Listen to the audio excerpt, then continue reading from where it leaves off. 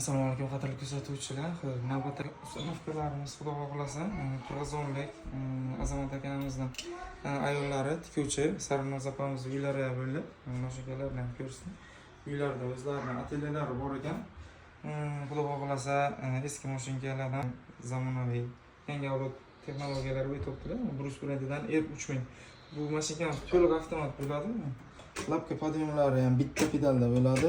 Lapka podyum abrezgan nitga, ya'ni ipini o'zi qirqadi, o'zi chiska qiladi.